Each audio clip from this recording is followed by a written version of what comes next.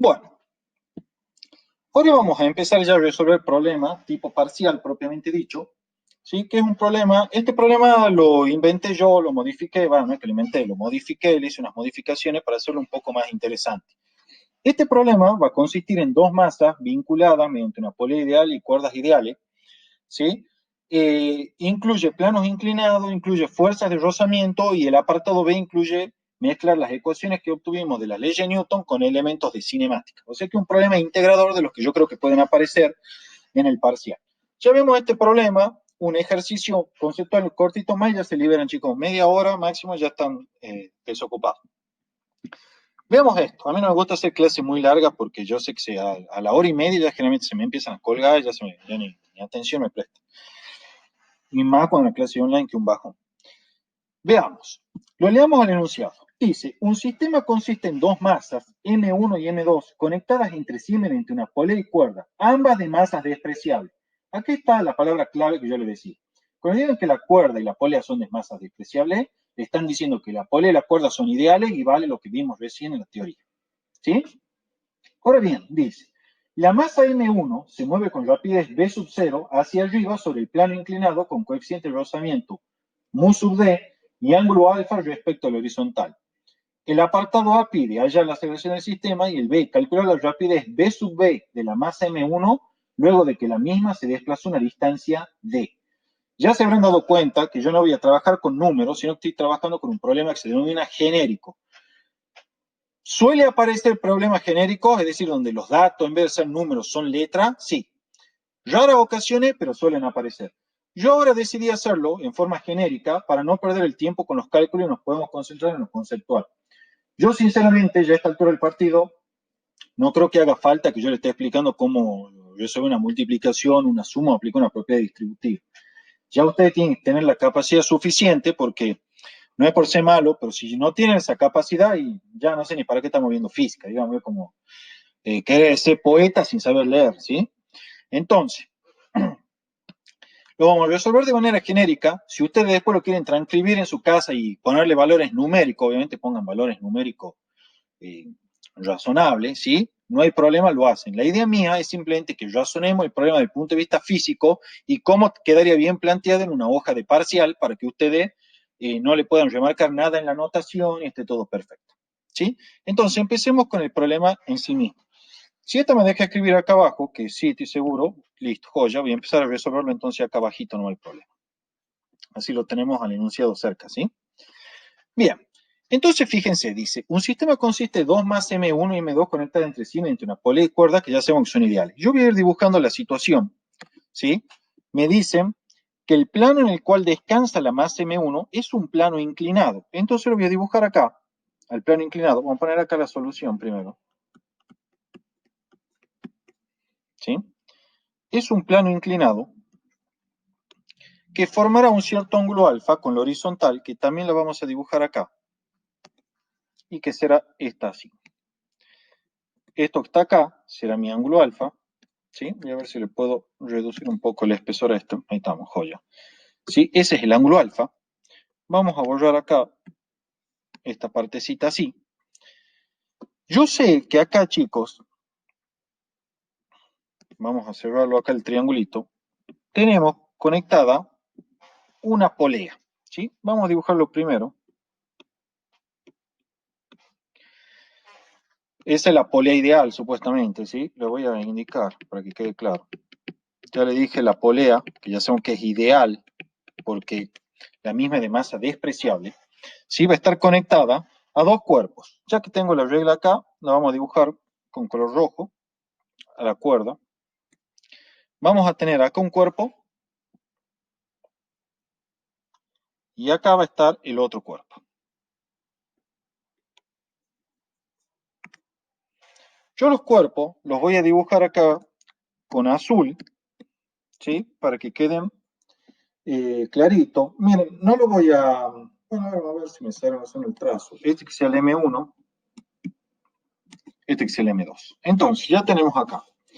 El cuerpo M1, voy a acercar acá al medio, es el que descansa, de acuerdo al enunciado, sobre el plano inclinado. Y el cuerpo M2, de acuerdo también al enunciado, es el que cuelga de la cuerda indicada en rojo. Desde luego, chicos, esta superficie que está acá es una superficie, rugosa, que ya sabemos que tiene un cierto coeficiente de roce dinámico.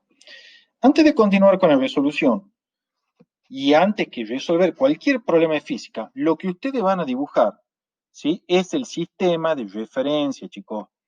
Ya les dije, el sistema de referencia nunca lo van a anclar sobre ninguna de las masas que involucren el problema. Siempre van a ir corrido un poquito para que los profesores entiendan que lo están anclando en un punto sobre el plano inclinado o en algún punto sobre este plano vertical acá, pero no en las masas M1 y M2, que en general van a ser observadores no inerciales y que por lo tanto no van a verificar la segunda ley de Newton, ni ninguna de las otras leyes. Entonces, dibujemos acá el sistema de referencia. Este va a ser el eje Y, ¿sí? Y siguiendo mi recomendación, al eje X lo van a dibujar en un sentido, ¿sí? En una dirección tal que coincida con el plano inclinado. Ahora acá viene la primera aclaración. Cuando ustedes tengan, chicos, dos masas, ¿sí?, como en este caso la M1 y la M2, que se mueven en direcciones distintas, fíjense que esta se mueve a lo largo de este plano y esta se mueve verticalmente, ¿sí?, lo estoy marcando con el cursor, van a fijar dos sistemas de referencia, uno para cada masa, uno para el M1 y otro para la M2. Y van a orientar los ejes de esos sistemas, es una recomendación que yo se las expliqué también en el Classroom. Todo esto que yo estoy diciendo no es nada nuevo, ¿no? Ya está explicado en el Classroom, está grabado en video, así que me pueden escuchar 30 millones de veces decirlo. Pero siempre que tengan dos masas que se mueven en diferentes direcciones, como en este caso, van a fijar dos sistemas de referencia. El primero ya está fijado acá, que es este en verde, que se llama el eje X y el eje Y. El segundo sistema de referencia va a ser para la masa M2. Ahora bien, ¿cómo van a orientar los ejes en estos sistemas? Tienen total libertad para orientarlos como ustedes quieran, pero el consejo que yo les doy es que hagan lo siguiente. Fíjense, sigan el cursor del mouse. Si este sistema se mueve así, es decir, la masa M2 baja y la M1 sube, entonces vamos a tener que la aceleración de la masa M1 va cuesta arriba y la aceleración de la masa M2 va cuesta abajo. ¿Sí? Entonces lo que yo les recomendaría es que para que las aceleraciones de ambas masas tengan el mismo signo, entonces elijan un sistema de referencia para la masa 2 con una orientación que sea positiva hacia abajo, es decir, así.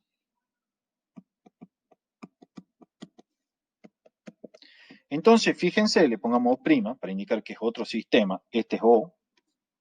Perdón, disculpen ahí. Este es O. ¿Sí? Entonces, yo con eso, ¿qué coincido? Fíjense, llegó. Consigo que cuando M1 acelere hacia arriba, M2 entonces va a estar acelerando hacia abajo. Y ambas aceleraciones, por estar esta en la dirección del eje X positivo y esta en la dirección del eje Y' positivo, van a ser ambas positivas. Por el contrario, si el sistema se moviese hacia la izquierda, es decir, el M1 bajase por el plano y el M2 subiera, entonces la aceleración de M2 sería negativa y la aceleración de M1 también sería negativa, porque ambas aceleraciones estarían apuntando en el sentido negativo de los respectivos ejes X para M1 e Y' para M2. Entonces, ese es el consejo que yo les doy.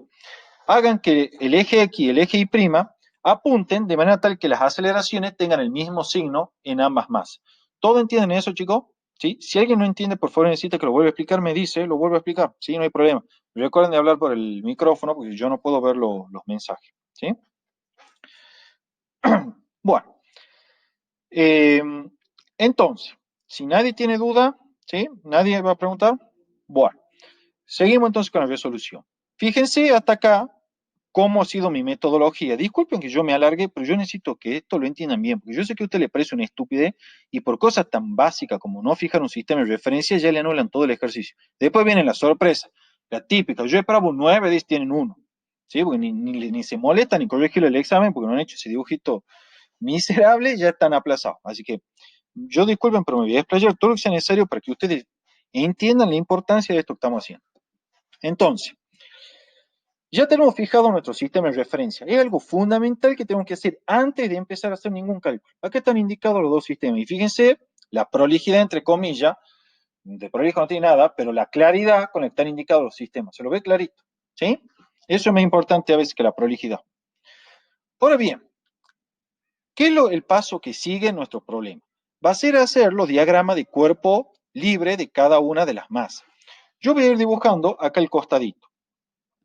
Empecemos por el diagrama de cuerpo libre de la masa M1, pero antes fíjense, vamos a hacer una aclaración importante. El problema ya me dice, fíjense, la masa M1 se mueve con rapidez V sub 0 hacia arriba sobre el plano inclinado. O sea que yo ya sé que el movimiento de mi sistema, lo vamos a dibujar acá, voy a utilizar un color negro, ¿sí? Yo ya sé que el movimiento de mi sistema, ¿sí? De la masa M1 es V sub 0 hacia arriba. ¿Se fijan, chicos? Miren en ese esquema cómo yo he sintetizado ya todos los datos del problema. Yo viendo esa imagen ya sé cómo es mi situación física y no tengo que estar yendo a leer a cada rato el enunciado. Algo que yo les recomiendo encarecidamente, porque ustedes se ponen nerviosos en los parciales y empiezan a leer mal el enunciado. Entonces, lo leen una vez el enunciado, lo leen 2 veces, hacen el dibujo, verifican que coincide con el enunciado y chao, no lo ven más. Ya toda la información que necesitan está acá en este dibujo. ¿Sí? Ahora bien, fíjense también, a modo de aclaración, que el signo de la componente en X de este vector velocidad va a ser positivo. ¿Por qué? Porque el vector velocidad está apuntando hacia la dirección positiva del eje X. ¿Sí? Si en cambio esta masa M1 hubiese ido descendiendo, en descenso, el vector velocidad V0 hubiese apuntado cuesta abajo. Es decir, hacia la X negativa y por lo tanto su componente del vector V sub 0 hubiese sido negativa. Acá viene algo que es importante antes de hacerlo llegar en cuerpo libre y yo quiero ya nomás aclarar. Como la masa M1 y la masa M2, chicos, están conectadas mediante una polea ideal, ¿sí? Y por una cuerda ideal, entonces esa cuerda no se deforma, ¿sí? No se estira ni se acorta. Eso tiene una implicancia. ¿Cuál es esa implicancia? Que cuando la masa M1 ha recorrido, por decirle algo, 1 centímetro cuesta arriba, la masa M2 ha recorrido ese mismo centímetro cuesta abajo en el mismo intervalo de tiempo. Si esta recorre 2 centímetros hacia arriba, esta tiene que haber bajado 2 centímetros en el mismo intervalo de tiempo. En otras palabras, ¿qué le estoy diciendo, chicos? La rapidez, ¿sí? La rapidez de la masa 1 es igual a la rapidez de la masa 2. Esto es una propiedad de la cuerda ideal, ¿sí?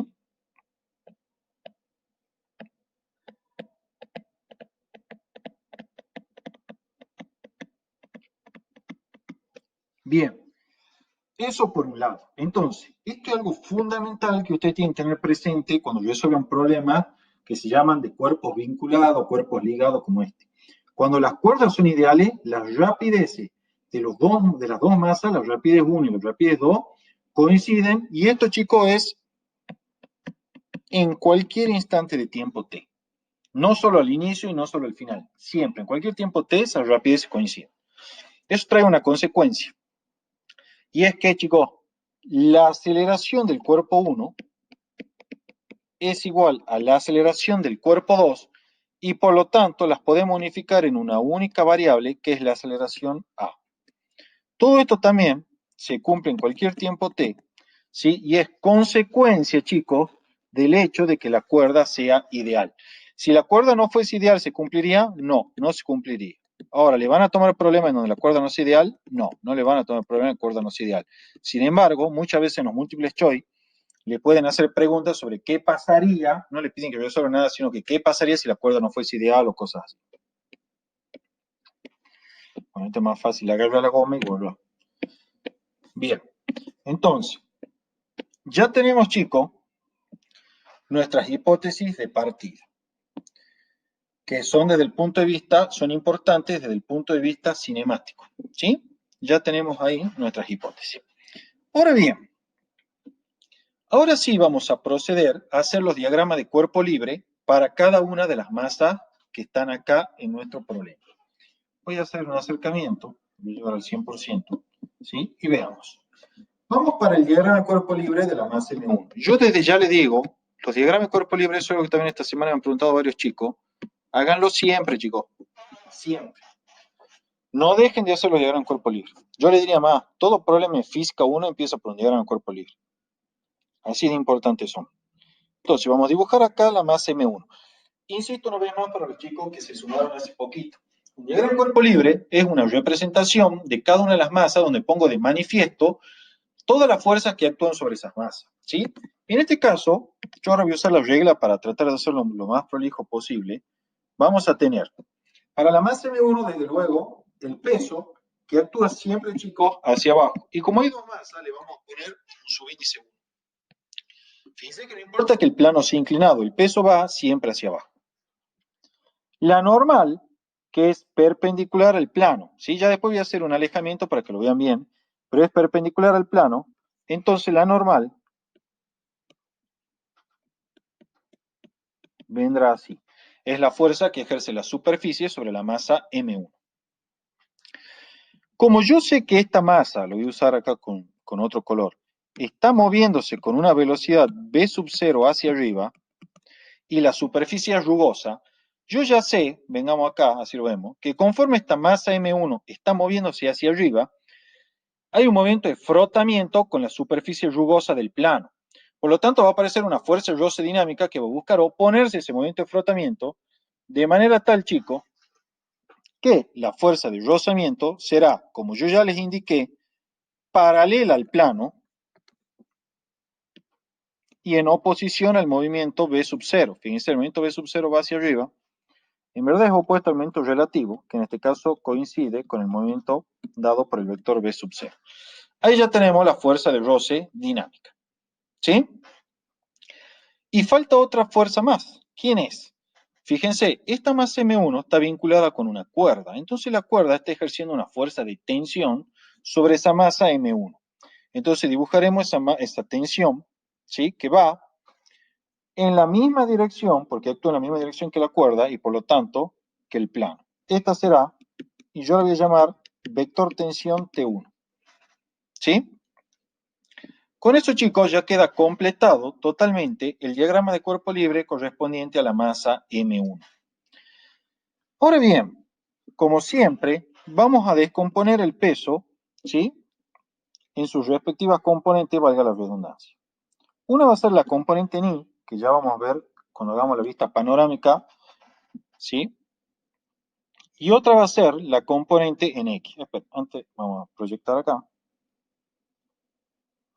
Vamos a hacer ahí.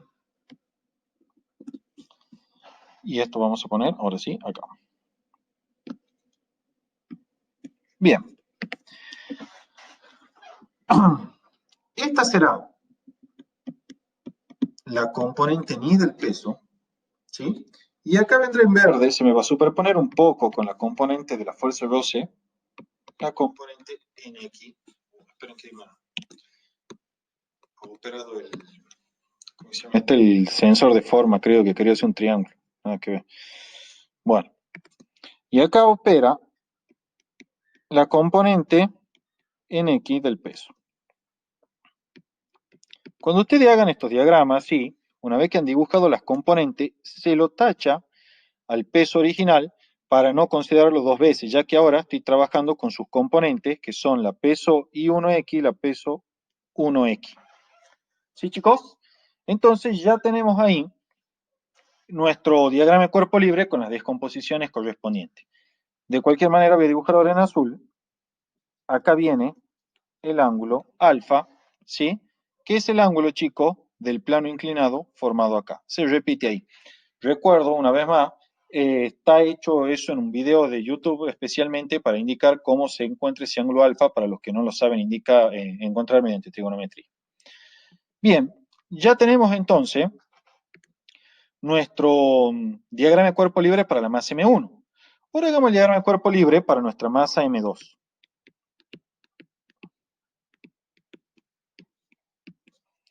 En el diagrama de cuerpo libre para nuestra masa M2, una vez más vamos a representar la masa mediante una partícula, ¿sí? Y vamos a indicar las fuerzas que sobre ella actúan.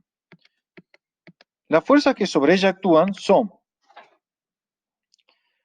obviamente, el peso, que en este caso, e insisto y soy reiterativo, va a ser no P a secas, sino peso 2.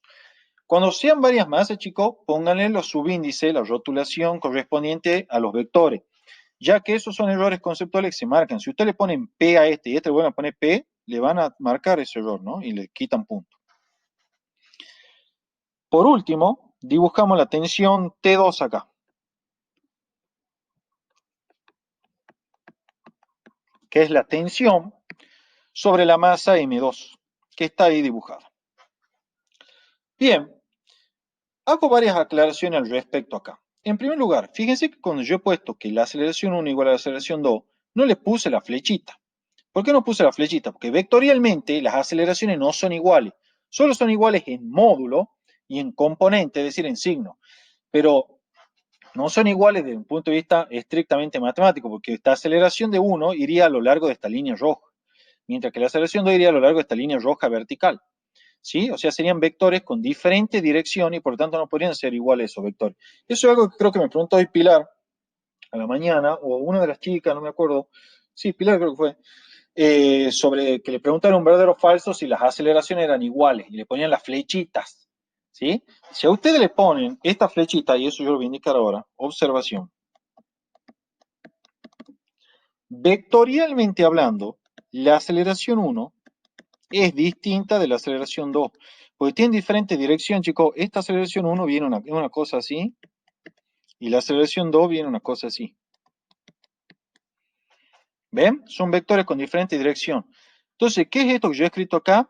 Los módulos o las componentes. Los módulos y las componentes coinciden, ¿sí? Pero no vectorialmente. Ya cuando pongo la flechita, ya esto, esa igualdad no se cumple y los vectores son distintos. Si alguien tiene alguna duda sobre eso que acabo de aclarar, por favor me la hace. Y por favor por micrófono para que yo lo escuche, ¿sí? Bien, eso fíjense, es una pregunta que estaba en un examen de parcial, era un verdadero o falso. O sea que fíjense qué importante que tener claro los conceptos y saber diferenciar entre esta notación que está diciendo vector, que implica módulo, dirección y sentido, y esta notación de acá que al no tener las flechitas arriba indica módulos. ¿Sí? Acá estoy diciendo los módulos son iguales. Sí, de una son iguales, pero vectorialmente no, ¿eh? Porque una mira en la dirección que tiene y mira en la otra. ¿Sí? Bien. Ahora, aclarado eso, y ya tenemos el diagrama cuerpo libre completo, escribimos nuestra última igualdad, ¿sí? Basado en lo que vimos en la teoría. ¿Qué dijimos de las tensiones, chicos, cuando son transmitidas por una polea a ambos lados? Son iguales. Entonces, está T1 y T2, y lo vamos a indicar acá también. T1, vectorialmente hablando, es distinto de T2, vectorialmente hablando. Tienen diferente dirección. Miren la dirección de T1, miren la dirección de T2. Sin embargo, en módulos, sabemos que T1 es igual a T2 y esto es igual a una única variable T. ¿Sí? Eso es una propiedad de las poleas ideales y de las cuerdas que son inextensibles. ¿Estamos claros hasta acá, chicos? Con eso le diría, ya está resuelto el problema prácticamente en su totalidad. Ahora simplemente hay que aplicar las ecuaciones y ya está todo terminado. Pero ya el problema, la parte conceptual y difícil, ya está todo visto. Insisto una vez más, miren acá, los vectores tensiones no son iguales, los vectores de aceleraciones son iguales, pero sus módulos sí lo son. Bien, para finalizar escribimos las ecuaciones para resolver el problema. Veamos qué es lo que me pedía. El apartado A me pedía hallar la aceleración del sistema, ¿sí? La aceleración del sistema, que ya sabemos que la aceleración del sistema es única, es la misma para la masa 1 y para la masa M2, debido a que las cuerdas son ideales, ¿sí? Ya se imaginarán, para encontrar la aceleración que vamos a aplicar y la segunda ley de Newton, que es quien me relaciona, ¿sí? Las fuerzas con las aceleraciones. Bien, entonces empecemos a escribir las leyes del movimiento Newton. Voy a empezar acá abajo, ¿sí? Vamos a empezar. Voy a cambiar el color, no quiero que... ¿Sí? Leyes de Newton.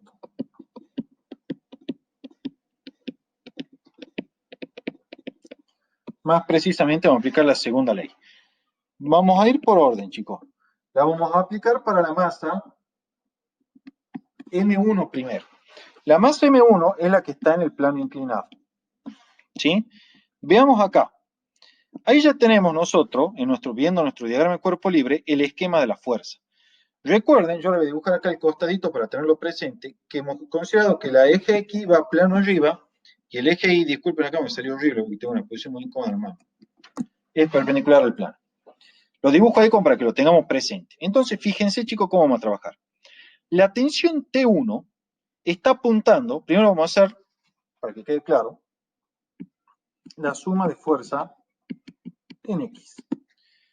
Fíjense, no pongo la flechita, voy a trabajar con las componentes directamente para ahorrar tiempo. Las componentes escalares. La tensión T1, ¿sí? Que estoy marcando acá con el cursor, apunta hacia arriba, es decir, hacia la dirección del eje X positivo. Por lo tanto, en mi ecuación de componente irá sumando. Y le escribo T1.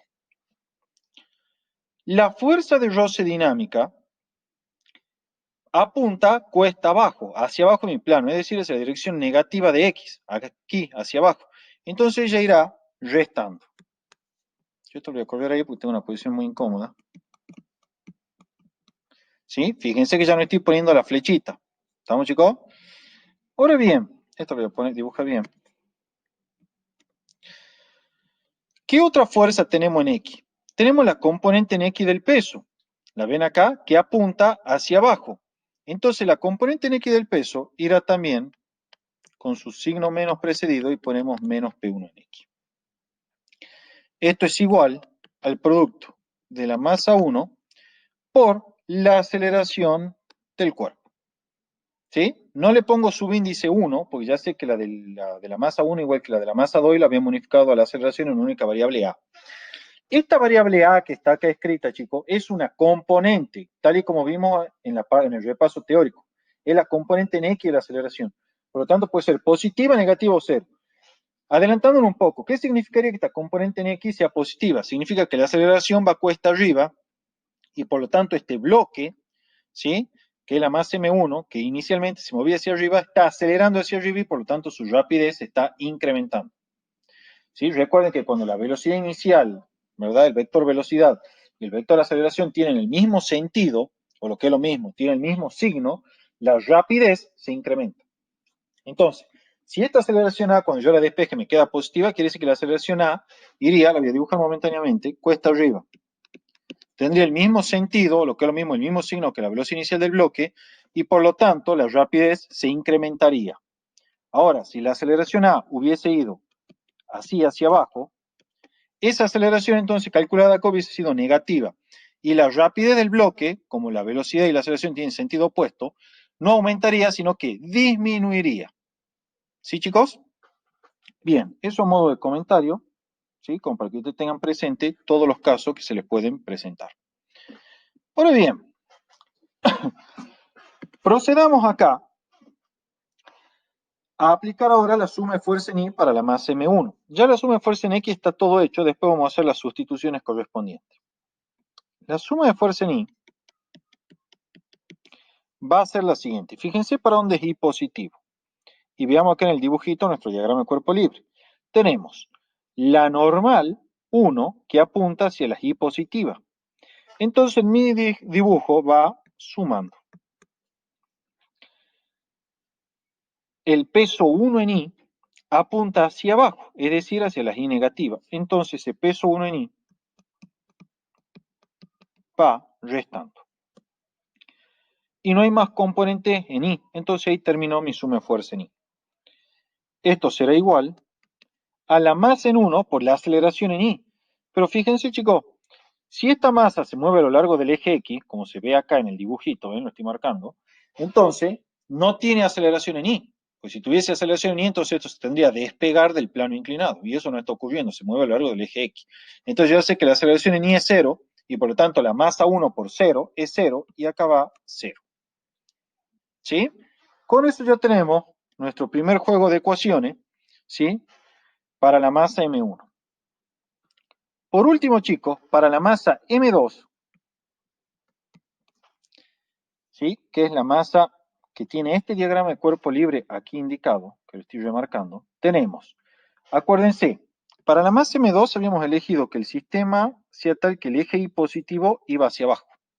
Entonces, en esa convención, ¿sí? Para la masa M2, voy a alejarlo un poco, así lo vemos al diagrama de cuerpo libre, vamos a tener que el peso 2 apunta hacia abajo, que es hacia donde yo elegí positivo, ¿sí?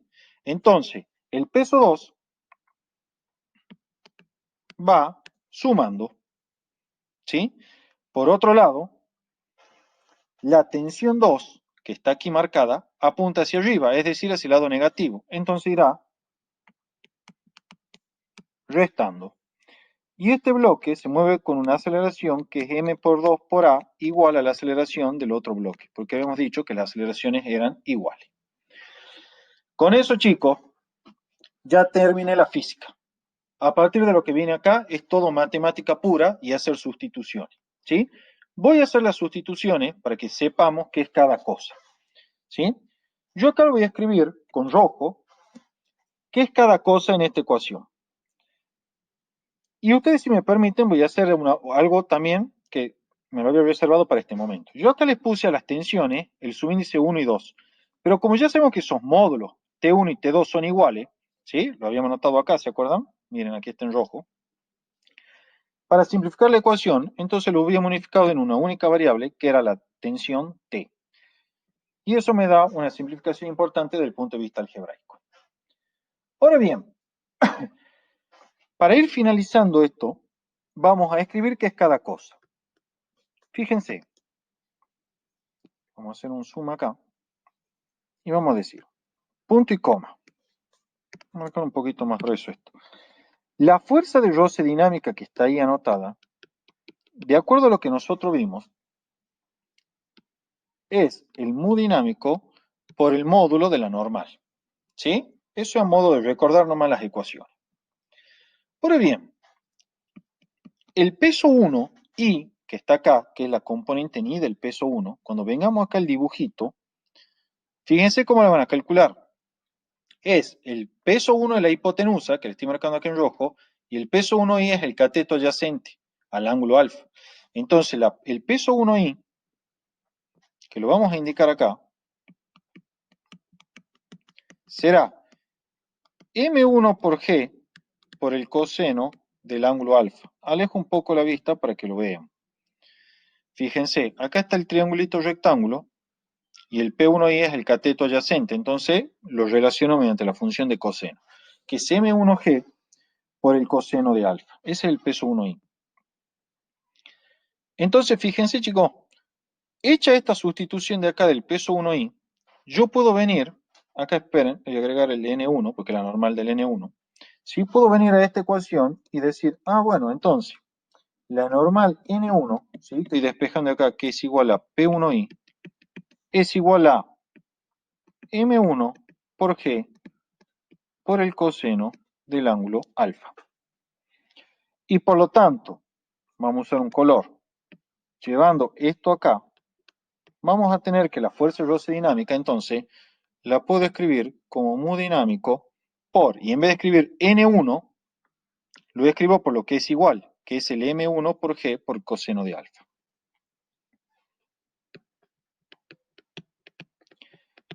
Ya se darán cuenta que acá la física terminó hace rato. Estamos haciendo simplemente matemática.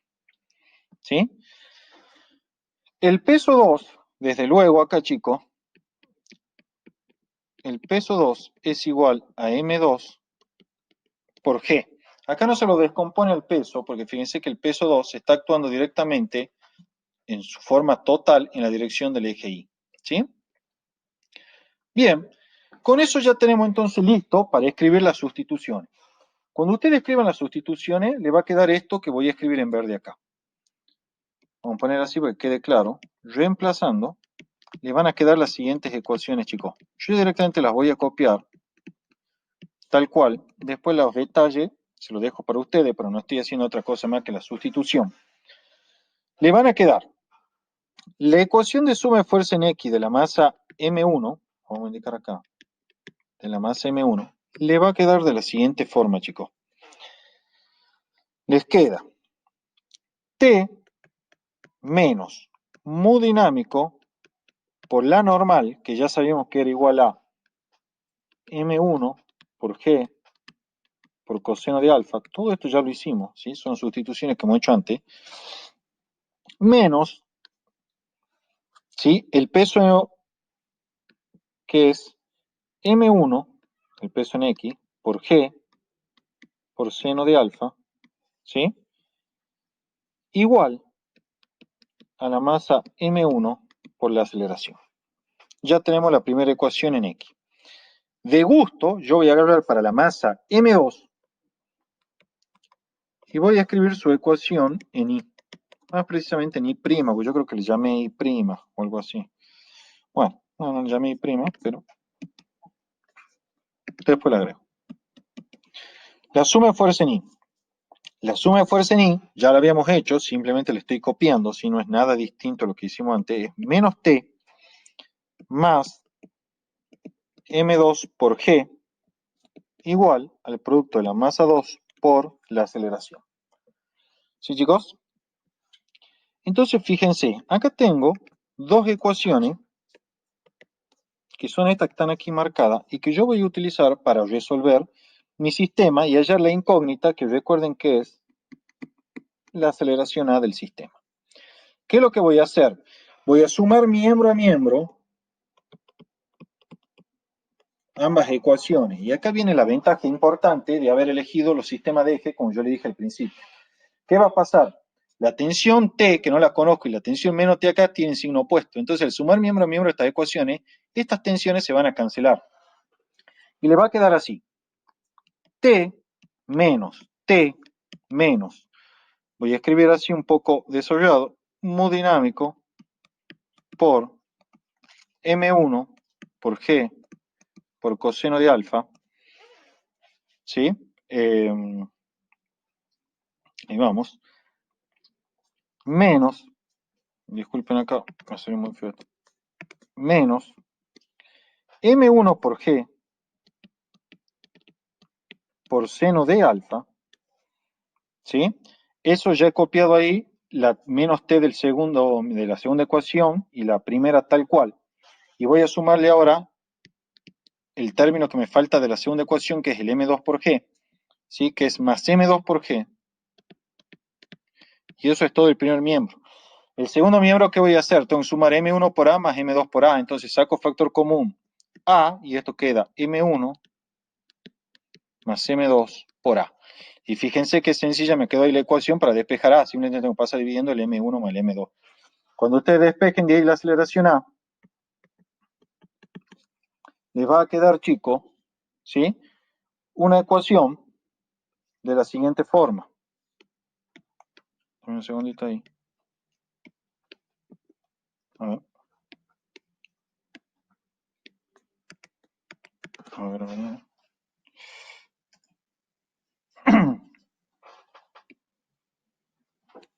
Ahí está. Pasa que a veces no dibuja porque la toco con la yema de los dedos y queda con grasa la pantalla y no me toma el lápiz activo. Bueno, va a quedar de la siguiente forma. Ya esto no haría ni falta que lo haga, pero lo vamos a hacer. M1 más M2. Abren un corchete acá, un paréntesis. Yo esto ya lo estoy copiando tal cual, ustedes se van a dar cuenta. Mu dinámico por el coseno de alfa menos seno de alfa. Cierran el paréntesis, ponen el M1 acá. ¿Sí? Esto es operando algebraicamente, ¿no? Ya les dejo el resultado final. Ustedes lo controlan después. Pero sí, está bien.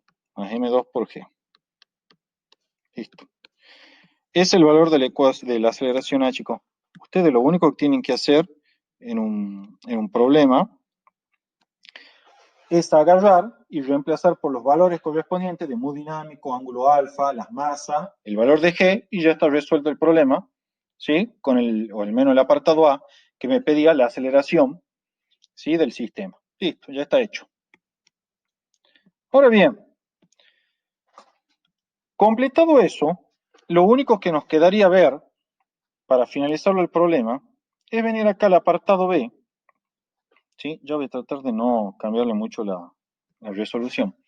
El apartado B, que me pide calcular la rapidez que va a tener la masa M1, ¿sí? La rapidez B sub B de la masa M1, luego de que la misma se desplaza una distancia D. ¿Sí? O sea, esta masa M1 yo sé que puede haber subido una distancia D, y quiero calcular cuánto es la rapidez B después de que ésta subió esa distancia D. Entonces, para ello, vamos a ir acá abajo, ¿sí? Vamos a bajar un poquito. Aquí está el valor. Bueno. Y vamos a hacer el apartado B. Yo para eso lo voy a volver a dibujar a esto. No se hagan drama. Vamos a volver a hacer rápidamente la situación en 2 segundos. ¿Sí?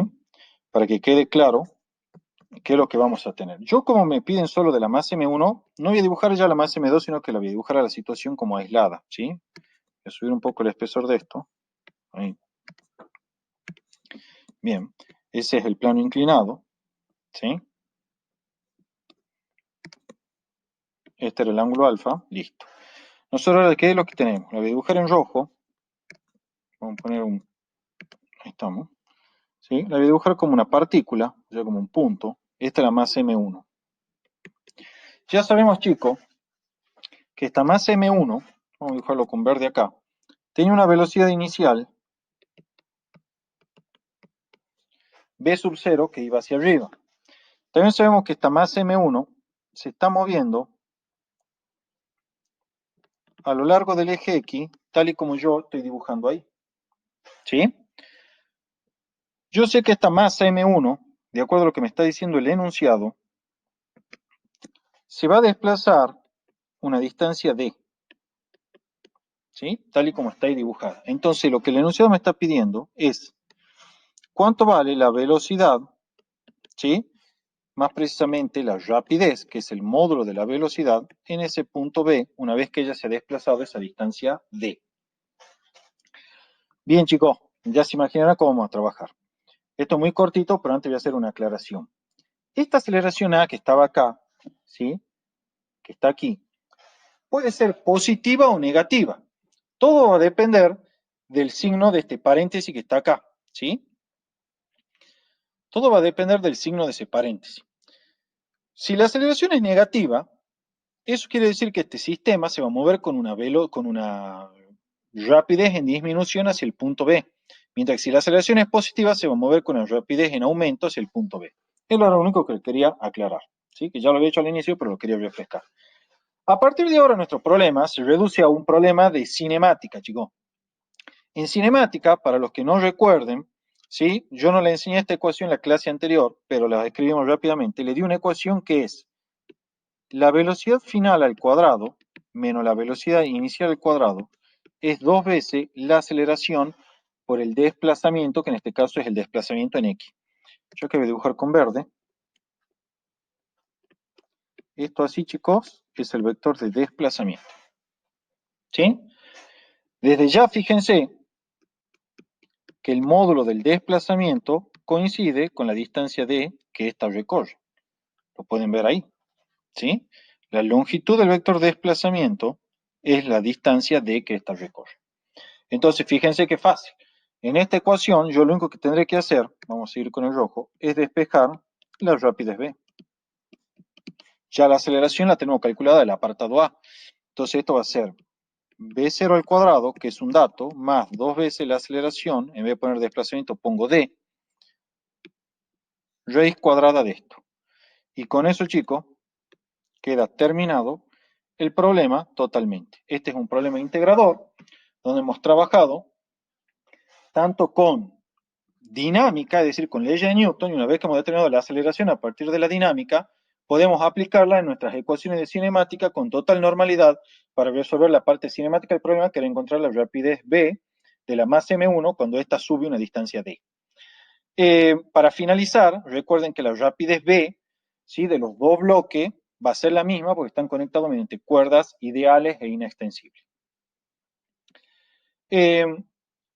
Lo último que vamos a ver hoy, y con esto ya sí hoy terminamos, y que es muy cortito, es un problema conceptual también, que fue, creo que Jonathan me lo preguntó hoy, muy similar. Sí, vamos a separar acá. Muy similar a uno que me preguntó Jonathan hoy, que era de un hombre que tiene una bola, una bola de masa M, una bolsa de azúcar, no me acuerdo qué era. No, el de la bolsa de azúcar era para el examen final. Este era no, una bolsa era también, una bolsa, sí me acuerdo bien, una bolsa. Bueno, es un problema muy similar de ese estilo, pero que yo le voy a dar una variante que suele aparecer mucho en los problemas de parcial y ustedes tienen inconvenientes para resolverlo. Esto lo hacemos en 5 minutos y se van, chicos. Fíjense, el problema consiste en lo siguiente. Ustedes suelen tener o les dan un problema de un ascensor, ¿sí? El problema del ascensor es bastante sencillo. Esperen que ya me quedo sin pizarra acá. Voy a tener que grabar esto. Ya grabo la pizarra. Creo una nueva. Denme un segundito. Para que ustedes lo tengan. Problema 1, dinámica.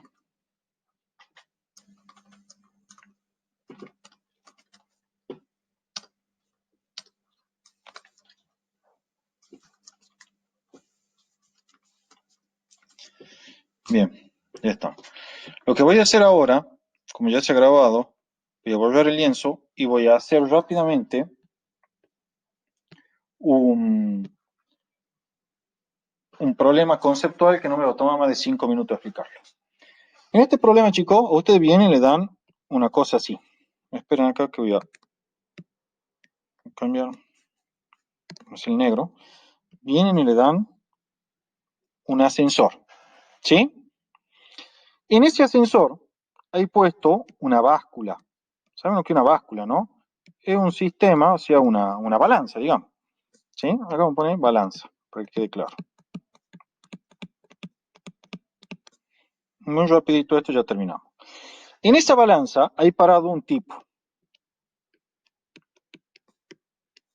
¿sí? Todo esto ocurre, chicos, dentro de un ascensor.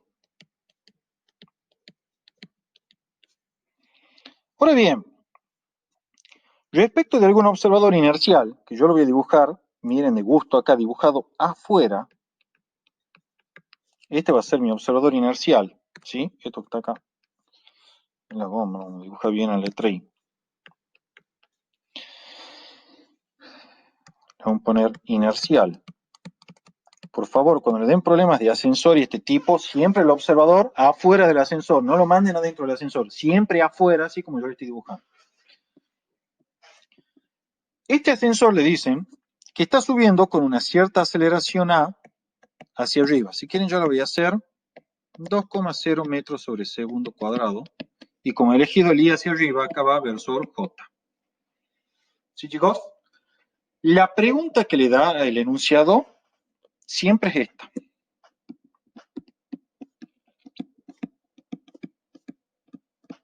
¿Cuál es la lectura de la balanza? Y acá ustedes entran en pánico cuando le preguntan esto. La persona, vamos a suponer, que tiene una cierta masa M, ¿sí? Y para hacerlo un poco numérico, esto vamos a decir que la persona tiene una masa M, no sé, supongamos que de 70 kilos, ¿sí? Bien, con eso ya tenemos los datos del problema. Yo le hago la primera aclaración. Vamos a hacer la solución del problema. Es muy sencillo, ya casi termino, pero es simplemente una aclaración muy leve. La lectura de la balanza, chicos, es siempre igual al módulo de la normal. Sí, así como lo leen. Una balanza no mide el peso. Una balanza lo que mide es el módulo de la normal. Si la balanza está bien calibrada, no va a haber problema porque el módulo de la normal va a coincidir con el módulo del peso y vamos a estar joya. Pero si la balanza no está bien calibrada, lo que me va a medir es la normal y por lo tanto una componente del módulo del peso. Por eso es que las balanzas tienen los pies para que ustedes la calibren y la pongan en su posición correcta. Entonces, esta es la parte clave de este problema y casi que le diría que lo único difícil. Saber que la lectura de la balanza es el módulo de la normal. Entonces, cuando le piden la lectura de la balanza, le están pidiendo la normal. Ahora bien, hagamos el diagrama de cuerpo libre para esta situación. Yo, para que lo tengamos presente el dibujito, voy a dibujar acá el costado. En ese diagrama de cuerpo libre, que es el diagrama de cuerpo libre para la masa M, o sea, para la persona, ¿sí? Es simplemente eso. Vamos a dibujar lo siguiente. De nuevo, como siempre en diagrama de cuerpo libre, la representación del cuerpo como partícula, expresando todas las fuerzas que sobre él actúan. ¿Cuál es la fuerza que actúa? El peso, ya que está interactuando claramente con la Tierra, ¿sí? Entonces va a aparecer el peso y siempre él hacia abajo. Y hay otra fuerza, chicos, la normal, que es la fuerza que ejerce la balanza sobre la persona, ¿sí? Entonces vamos a dibujar acá la fuerza normal. Y yo, disculpen que haga esto, voy a borrar acá un segundito, porque necesito enfatizar algo. ¿Por qué hice así? ¿Por qué lo dibujé más grande al vector normal, o sea, de mayor longitud al vector normal, que al vector peso? Fácil, chicos, porque yo sé, ¿sí? Acá, que estoy en presencia de un movimiento acelerado hacia arriba. Recapitulemos. La persona esta está subida sobre una balanza dentro de un ascensor. Y este ascensor yo sé que asciende con una aceleración de 2 metros por segundo cuadrado. Está bien, pero como la persona va dentro del ascensor, la aceleración de la persona es la misma que la del ascensor. ¿Sí? O sea que esta aceleración que tenemos acá, ¿sí? Es igual a la aceleración de la persona también. Porque van todos dentro del ascensor. ¿Sí? Entonces, como la persona está acelerando hacia arriba, yo ya sé que ella tiene un vector de aceleración así. La segunda ley de Newton me dice la suma vectorial de toda la fuerza igual a la masa por aceleración. En otras palabras, la fuerza neta, que es la suma de toda la fuerza, tiene la misma dirección y sentido que la aceleración. Como la aceleración va hacia arriba, yo ya sé que la fuerza neta tiene que ir hacia arriba. Y para eso es necesario que la normal le gane la pulsada al peso. Por eso es que yo a la normal la dibujé de mayor longitud que el peso. ¿Sí? Eso marca que uno tiene bastante conciencia a la hora de resolver el problema, pues ya lo está prediciendo gráficamente el resultado. Indicado eso, chicos, a partir de acá esto es extremadamente sencillo. ¿Sí? Es la última ecuación que escribimos y ya terminamos. Vamos a aplicar la suma de fuerza en I para la persona. Y tenemos la normal apunta hacia arriba, que es hacia donde nosotros elegimos la dirección positiva. Entonces la normal va sumando. El peso apunta hacia abajo, o sea, en la dirección negativa. Entonces va restando y lo escribo como m por g, que es la masa de la persona. Esto igual al producto de la masa por la aceleración. ¿Sí, chicos? Fíjense que no he puesto las flechitas acá, porque estoy trabajando con las componentes. En otras palabras, despejando de acá vamos a tener que la lectura de la balanza, que es igual a la normal n, es igual a m por g más a. ¿Sí? Entonces, chicos, la lectura de la balanza es, reemplazando, creo que tomamos una masa de 70 kilos, ¿no? Es 70,0 kilogramos por los 9,81 metros sobre segundo cuadrado, que es la aceleración de la gravedad g, más la aceleración del ascensor, que era 2,0 metros sobre segundo cuadrado. O sea que fíjense, la lectura de la balanza desde ya es mayor que el peso de la persona. Ese es el efecto típico que sienten ustedes cuando van en un ascensor y este arranca, acelera hacia arriba y se sienten como más pesado, entre comillas, sienten como que se le quiere vencer la rodilla. Bueno, ahí está explicado en términos rigurosos de forma matemática mediante las leyes de Newton. Con eso, chicos, ya está terminado el problema, ¿sí? Y le hago una aclaración más por las dudas, que se lo dejaré como ejercicio. Quiero que ustedes me digan qué pasaría, si vamos a poner acá como apartado B, si la aceleración de esto fuese hacia abajo con menos 2,0 metros sobre segundo cuadrado. ¿Qué pasaría con esa aceleración? Obviamente, al ser negativo, yo acá la reemplazo por el valor negativo correspondiente. Recuerden que esto es componente, entonces lleva su signo. En este caso, el signo es negativo, va negativo, y el peso, perdón, la lectura de la balanza es menor que el peso. Es el efecto de liviandad que sentirían ustedes, ¿sí? Cuando, por ejemplo, van en una montaña rusa, en una pseudo caída libre, que es como que sienten que se quieren levantar o flotar, ¿sí?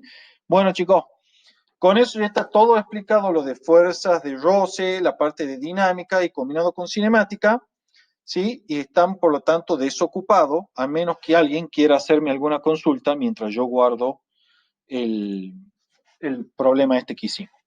Si alguien quiere hacerme alguna consulta, por favor me la hace ahora, ¿sí?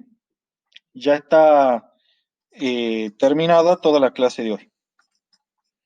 Bueno, bueno, chicos, en vista de que más o menos estaría bien la cosa, dejo de grabar ya.